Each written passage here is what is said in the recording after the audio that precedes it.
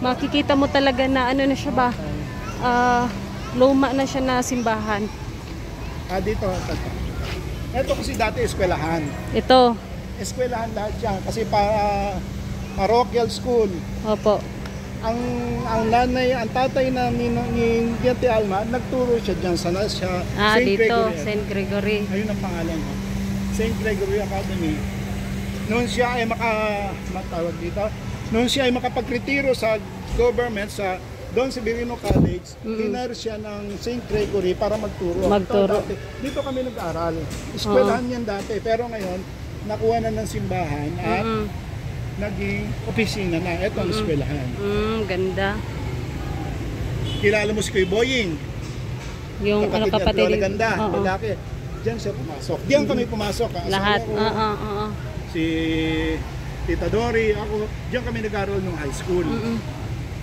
Talagang ano pala sila, party na pala talaga sila ng ano no, Indang. Ng Indang, talaga. Malaki ang contribution nila dito. Kasi at saka unang-una. Lolo pa nga lang nila, Nagtatag na ng pangalan. Ang papa ni Ate Alma, ito ang room namin.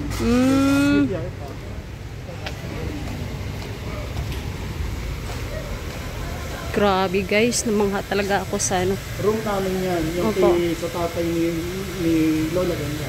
Pero nakuha na ng simbahan, kaya ilalis na. Puro kusina na yan. Ayan.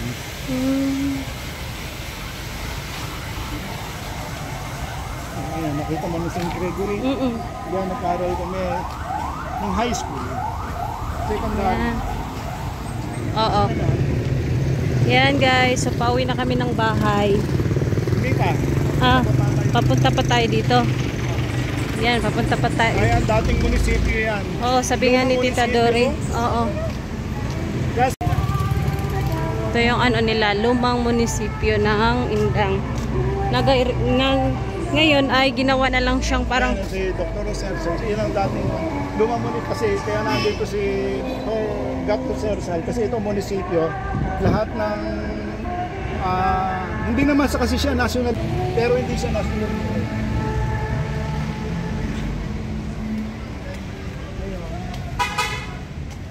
Itong dating munisipyo namin, ginawa ng tourism office. Ayan, ang Indang. Ganda nga. Ang ganda. Okay. Tapos ito si Bonifacio. Si Bonifacio ba taga dito? Nahuli dito siya hinuli. Dito siya nahuli.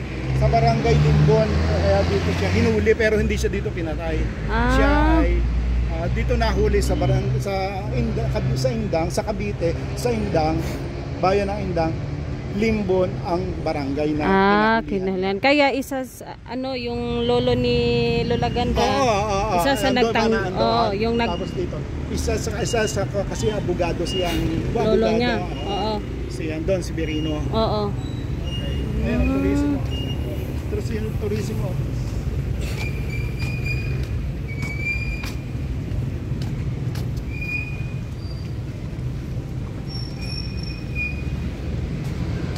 Dito ang lumang munisipyo. Kaya dati malapit kami sa munisipyo doon. Ngayon, malayo na ang munisipyo. Magsasakay na kami para makapunta. Pero nung araw, nung ito yung munisipyo, walking distance lang kami. Walking distance lang po talaga. Pabor po kayo sa lahat. Munisipyo, simbahan, eskwelahan. Ayun ang atin, no? Oo. Lang. Diretso lang. Diretso lang. Ito ay poblasyon. Uno. Dito tayo sa school daw, sa Kapsu. Pagod ka na, Marisa? Madala pa naman po. Okay pa naman. Isa na lang. Tatawid tayo ng tulay. Dati doon ang daan. Hindi natin nakita. Hindi ko pinakita sa iyo lahat ganito. Dati hindi pa ganito ito ng araw. Nung kami, kasi Ate Alma pa bata. Opo. Diyan sila nakatira. Diyan sa eskwelahan. Sa Don Severino. Nagtuturo ang nanay niya. Diyan sila nakatira. Papunta dyan sa bayan, lakad. Hindi pa ganito. Ang rough road na yan. Diyan sila dumadaan. Ito may kasi karsada yan doon. Kaso nung nag-develop na, lalim guys, pinaganda na, pero diyan kami naglalakad papunta doon. Ito yung ano, Cavite State University. Cavite State University na ngayon. Dating Don Severino de las Alas Campus. Don Severino. Pinangalan talaga sa ano niya, lolo. Yung ang lupang yan ay sa Don Severino de las Alas. Sa kanila, sa lolo talaga niya. Niya. Oo. Kaya yan ang pinangalan sa kanya kasi ang malaking lupa na sa kanila. Ng pamilya ay ginawang eskwelahan. Kaya siya ang pinakamalaking kung dito ngayon ay nasa pag-aari na ng gobyerno. Kasi i-donate nila sa gobyerno. Pero dati yan, ang pangalan ay Don Severino de las Alas, yung naandun. Yan yun. Okay. Dating yan ni Juan, Don Severino Agricultural College ng pangalan yan dati. Nung nagbabago, una, ano ba yung Rural High School. High school pa lang yun ang aral. Ang college noon ay dadalawang kurso pa lang noon. Pero may high school na, wala lang elementary. Noong panahon ni Don Severino. Kasi nga konti pa lang noon. Pero habang lumalaki, hanggang sa ngayon, ang kurso dito ngayon ay kumpleto na lahat. Lahat ng kurso. Merong medisina. Abogasya. Pero yung mga pangkaraniwang mga kurso, meron na rin dito. Kompleto na. Yan. Kaya nga, pinalta na dahil ibinigay na sa gobyerno, pero hindi inaalis ang Don Severino. Kasi siya ang pinaka-founder nito. Siya ang founder.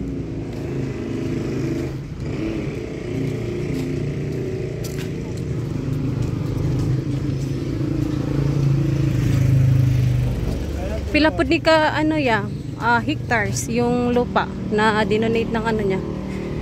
Lolo. Siguro mga nasa 10 pa lang. 10 hectares pa lang 10 hectares. Pero ngayon mga karatig, may mga nag-donate din, pero yung iba maraming binili. Binili ng gobyerno para madagdagan. Ang dati ang empleyado rito ay kukunti lang. Kasi high school pa lang at saka ilang kurso ng college, parang 3 or 4 na kurso lang ng panahon na yun. Ay ang si Don Severino, siya ay ang isa sa ang tatay mismo ni Alma, isa sa professor dito. Si Vicente Paulino Costa. Yun ang naging sa professor dito. Na nagtaguyo dito. Kaya galing naman. Nasa pamilya rin. Oo, nasa pamilya talaga nila. Hindi ko lang alam ngayon kung ilan na. Ngayong opening. Ang ganda. Ang laki niya ba? Dati meron dito ang kuwan ng lolo ng Don Severino eh. Merong rebulto. Ngayon ay wala na. Hindi ko lang. Dito Mandy, siya yung nag-tour sa akin dito sa sa Indang. Sinamahan niya ako para maikot ko yung poblasyon.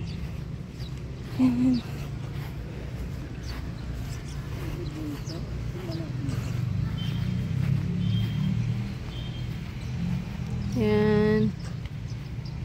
So, yung area na to guys is pinangalan sa lolo ni Lola Ganda. Kasi yung lupa daw na to is sa kanila. So, dinonate lang ng lolo ni Lola Ganda. Kaya hindi inalis yung pangalan niya dito.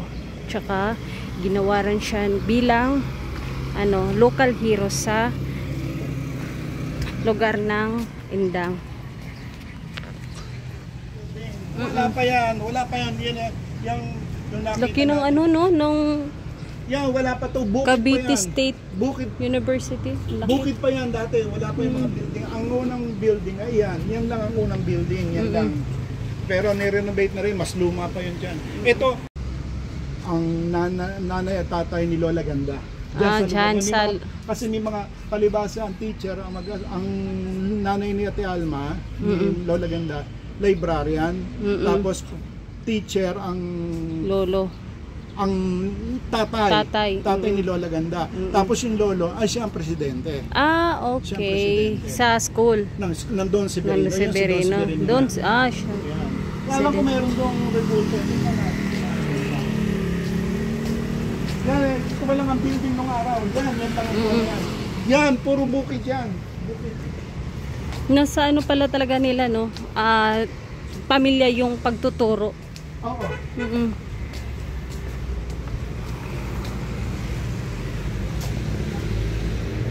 Tingnan natin na kung nandun ang revolta ni Don Severino.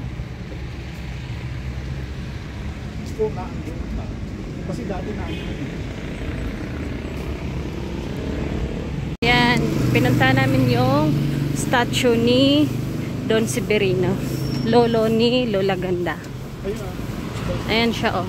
Siya pala yung president ng school na to noon.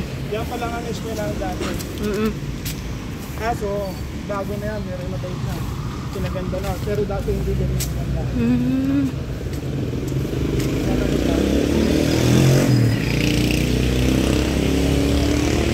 Yan, so i-zoom ko na lang. Zoom mo na lang. Ayan, si Don Severino. Ayan. Kasi librarian siya. Yan yung mama ni Lola Ganda. Yung may karato ng CBSU High School, yan ay library. Library. Ayan, ayan. Ang dami ng ano, no? Ang laki na ng improvement, tsaka ang lawak na ng lugar. Hanggang doon pa to. Ang layo na. Opo. Simula doon sa gate 1. Grabe, laki ng ano, no? Universidad na to. Tapos ito, tito, hospital. Or, ngayon. Hindi pa, gagawin pa lang. Gagawin pa. Wala pang hospital. Ito yung infirmary. Sama rin to. Infirmary pa lang. Wala pang hospital. Pero ano to ngayon? Alin? Ito po. Ipinopropose ng magiging hospital. Kaso hindi pa na-approve. Naging pa lang. College pa din yan. Mga kwarto ng mga eskwela ng mga estudyante. Okay. Parang dorm. Criminology. Okay. Mga abogado. Abogado, oo. Pero propose yan ay hospital. Pero hindi pa natutuloy. Hindi pa lang kasi wala pang mga gamit na gagamitin para maging